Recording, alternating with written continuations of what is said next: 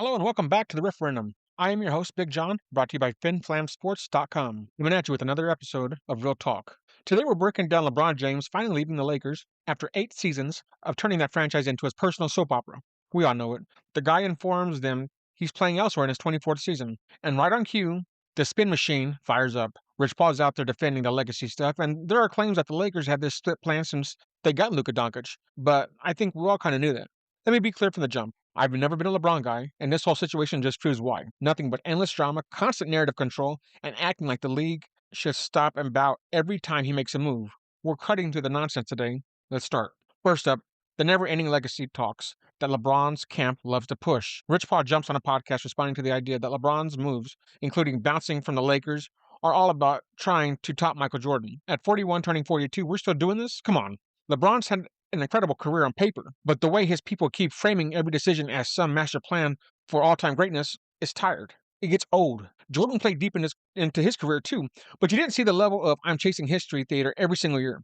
LeBron wants the credit of being a lifer without actually sticking anywhere long-term. As a guy who's watched sports for years, it feels like he's always one step away from rewriting the rules to fit his story. He'd be a great politician.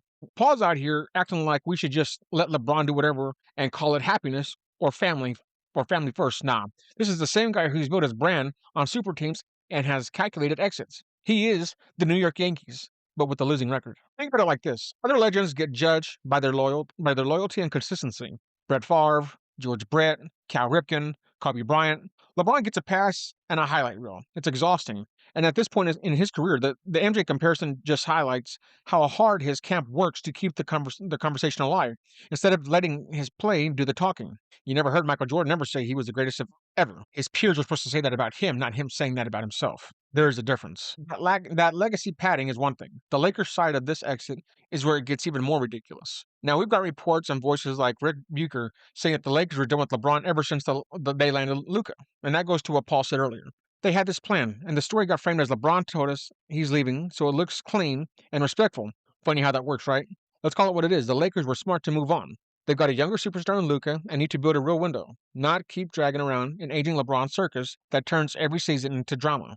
The timing with Bronny's contract getting guaranteed right before the announcement, kind of weird though, right? Too convenient. LeBron's people love controlling the exits, so he looks like the one making the big call instead of getting phased out. This is classic LeBron. Loyalty when it benefits him, quick exit when it doesn't. Lakers fans deserve better than carrying that weight forever. I think the NBA deserves better too. I think we're all just tired of it.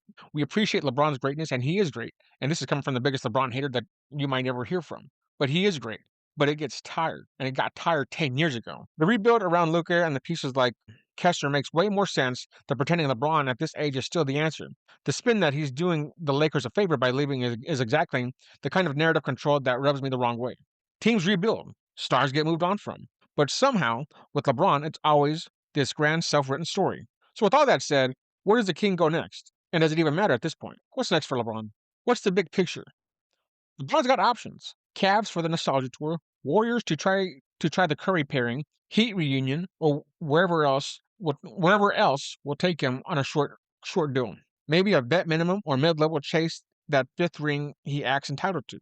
But let's be honest, at this stage, any team signing him is gambling on limited gas left in the tank and a whole lot of extra baggage. Big picture, LeBron's had a hell of a career, but the constant media protection, family business angles, team hopping, and refusal to just play without rewriting history has worn thin for a lot of us, as I've said about 5 times in this podcast. This exit is the perfect example.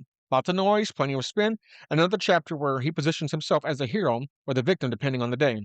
The league will survive without LeBron, without the LeBron show dominating every headline. I'm curious who will actually step up into that role that he leaves. If he actually delivers somewhere new, or if this turns into another farewell tour full of excuses, the hate might be loud sometimes, but the patterns in his career speak for themselves. All right, well, that's my take on the LeBron Lakers exit saga.